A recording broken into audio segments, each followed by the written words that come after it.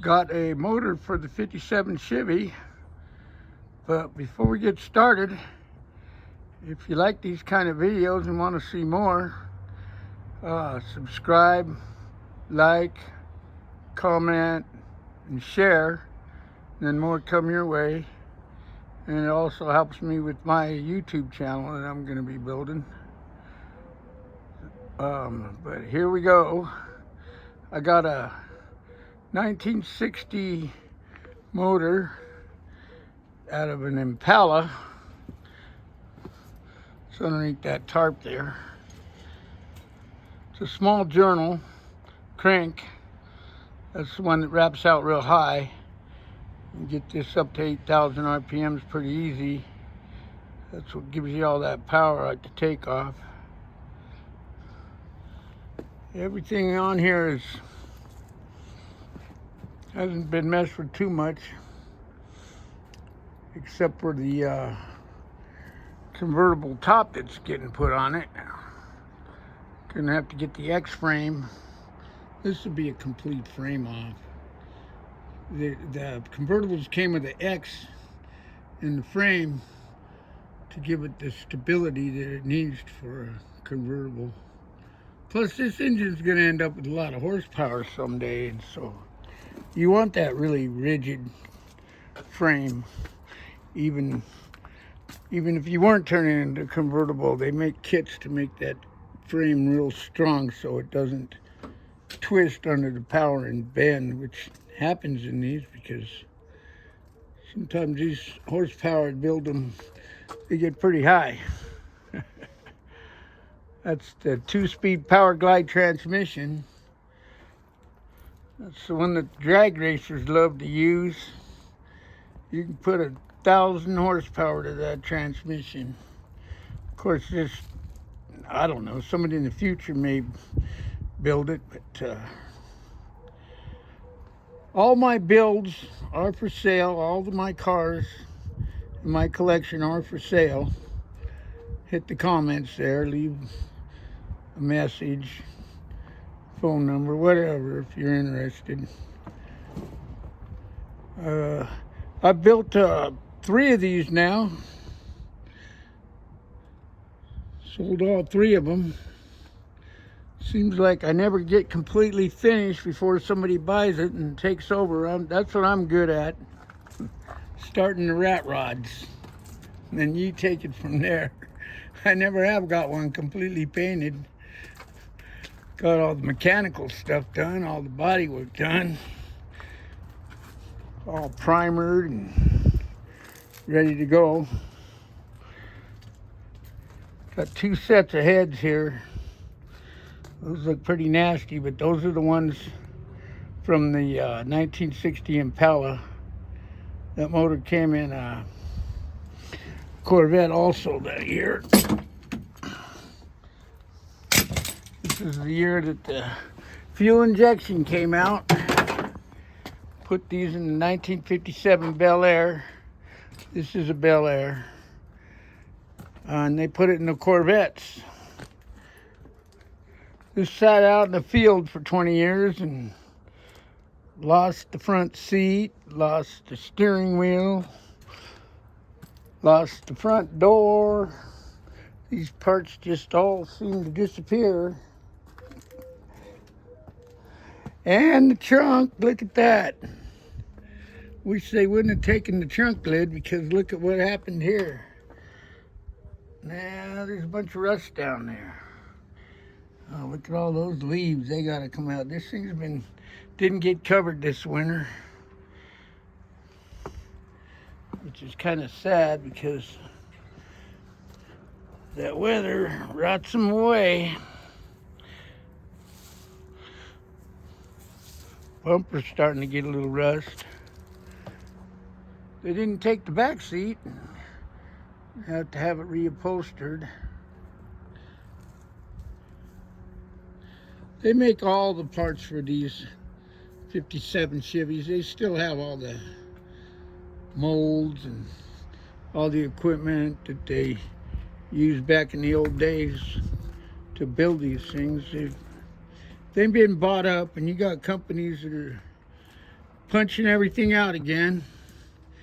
Get every single part you need for this vehicle. All of the convertible top parts, which are pretty important if you want it to look good.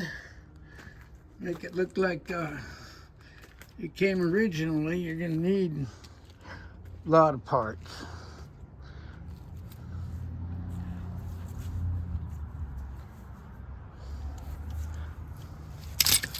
Four doors are easy to find.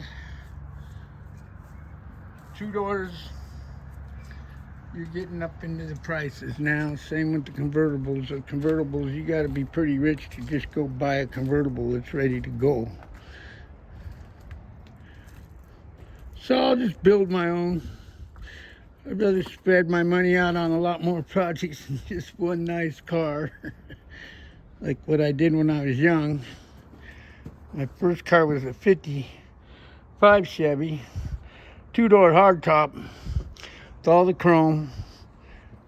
It had a 265 motor in it, and a 3-speed transmission. Put the old Hurst shifter on the floor, took it off the column. That was a beautiful car. I was still in high school. My dad let me drive his Cadillac. He had a 55 Cadillac. And oh, was that a beautiful car. It was chrome absolutely everywhere. Took all the girls out to lunch. Then I got the 55 Chevy. They liked that big old Cadillac better than they liked the 55 Chevy. Well, people in 55 Chevys drove like maniacs, and so at that age, so they were probably a little afraid to get in a 55 Chevy, because I'm sure they saw me driving it around the school. I did end up losing my driver's license over that 55 Chevy. I was only 16, got too many tickets. That was a real bummer.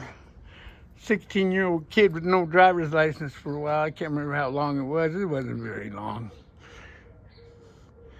I got another license. Had a 56 Chevy with the old 6-cylinder engine in it. I remember that one.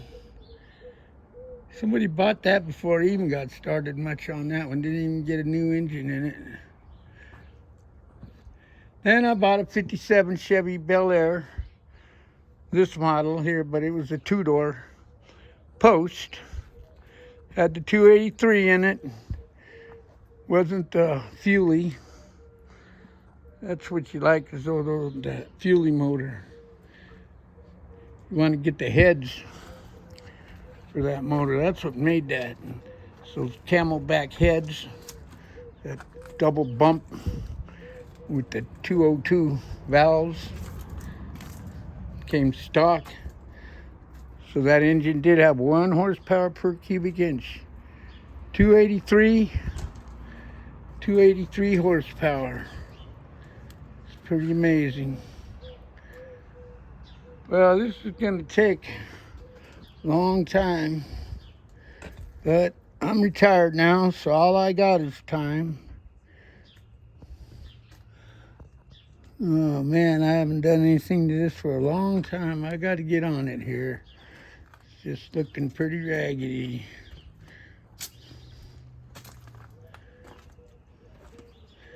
Yeah, things get moving once I get going.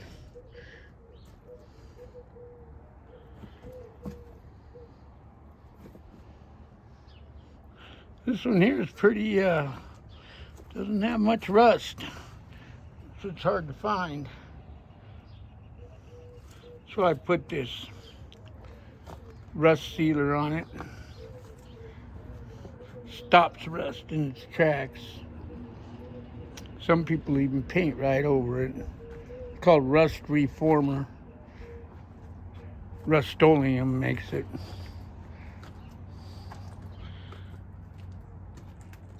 If you want to stop it from rusting, just coat it in Rust-Oleum. Of course, the next guy's going to want to probably take it all off, Best thing to do is sandblast them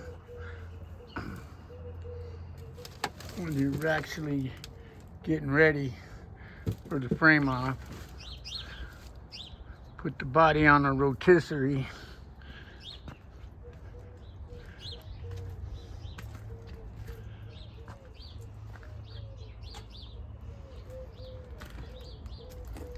Not sure how I'll build that 283 motor. It's stock right now. I'm just gonna put it in and build the upper part, you know, new manifold, headers, carburetor. Got to get a radiator, big radiator, so this thing don't overheat. Well, it's time for me to get some work done around here, so I'll see you YouTubers later. And if you got any value out of this video, would you please not forget to subscribe. Helps my channel out and helps you out to get more your way.